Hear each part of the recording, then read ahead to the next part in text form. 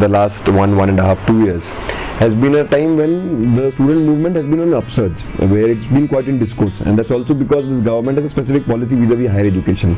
Not that the previous government did not have an anti-student policy, but this government has taken it to another extreme altogether. So one of the first things it did after coming to power was to saffronize university curriculum, appoint vice chancellors and directors and head of institutions, or people who agree with the ideology of the government, irrespective of whether they are qualified to be appointed as the director or the vice chancellor. They went after student organizations like the Ambedkar Periyar Study Circle in IIT Madras, and it led to a fight back by students everywhere. After that, what happened in HCU, and then just after HCU, what happened in JNU. And these fightbacks were not limited to these campuses itself, but they had an influence beyond campuses to different campuses where you do not have a tradition of organized student politics, and even beyond campuses in the society. So the Rohit Vemula movement or the JNU movement spread far and wide and influenced a lot more people than the ones who were the students. Even the FTI movement, for that matter, people say that it was a failure because it was not able to remove Gajendra Chauhan as the director of FTII. But I think that movement inspired a lot of movements. So no movement was a failure. So this has been a period when student movement has been once again on an upsurge. In fact, at one point of time, we were talking about how students right now are in opposition to this government when there is no opposition inside the parliament. Though that was a far-fetched statement, but you had those statements being made at a time when the student movement was at such a peak. Now, there have been challenges that we face right now, and just because we had a peak period does not mean that this peak is going to continue. We are also going to face a backlash which we have already faced, and we have to fight this together. However, it also brings out why student politics is under attack right now, why students are under attack right now, and we are being told again and again by, for example, this happened specifically after the attack on JNU, where you had senior ministers of the government, for example, Mr. Venkaiah Naidu, who came and said that students are not supposed to do politics. Their task is to study. It's the task of the politicians to do politics. Now, interestingly, he himself began from student politics, and now he's giving this advice.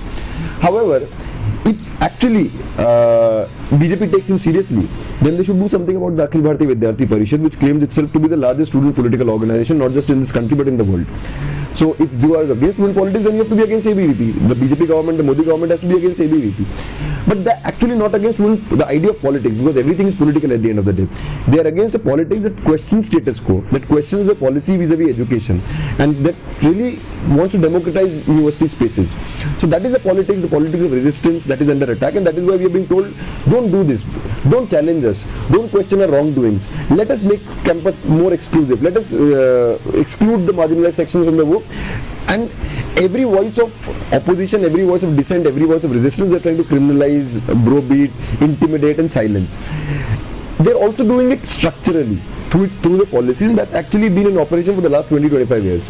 Especially after the Rajiv Gandhi government brought in the new education policy, which sort of converted education from a public good to a private commodity, which had to be bought.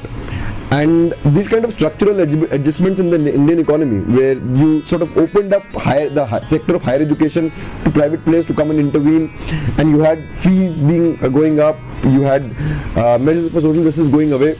Now, every time something like this happens, the government also studies and tries to figure out who are the people who are bound to oppose it, and what are the ways we can minimize opposition, what are the ways we can minimize resistance.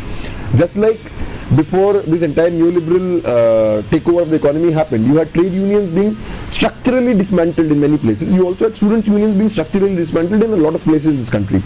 So actually JNU, HCU, all these are exceptions where you still have student politics, students unions, though under attack but still there. But in a lot of universities, like in Bombay, in '93 student union elections were banned. In many other places students union elections were banned, and once again students were told, this is not your job, you have come here to study, to form unions, to fight for their rights. That is not something that you're supposed to do. At the same time, one thing also that they were doing was to really increase the fees to an extent where only a select few can actually read and write. And in our Brahminical caste-ridden society, it's invariably a certain caste, a certain class, even a certain gender who can access education. So it is towards making that education more exclusive that you have had this dismantling of student unions in this country. I'll give you one more example. In the year 2001, or probably it was 2002, during the Atal Bihari government, there was this report that came, which was the Birla Ambani report on higher education. Now that itself is a paradox.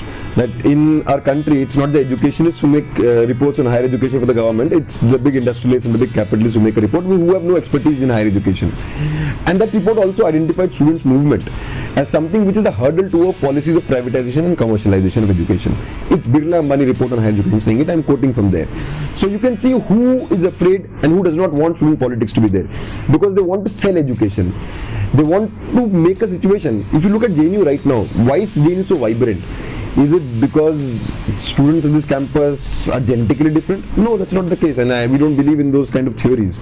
It's simply because this university, through its policies, has ensured that people from deprived sections of the society are able to access education. We have systems like, which have now by this Vice Chancellor been dismantled. We had provisions like deprivation points, where people coming from backward, underdeveloped regions of this country getting 5 or 3 marks extra in their entrance exams, just to make them compete with these urban educated, urban bred students. You had women being given 5 marks extra, because in a patriarchal society there is a lot of pressure on women not to pursue higher education. So all of these things ensured that the student community in this campus was very diverse, and it led to lively discussions.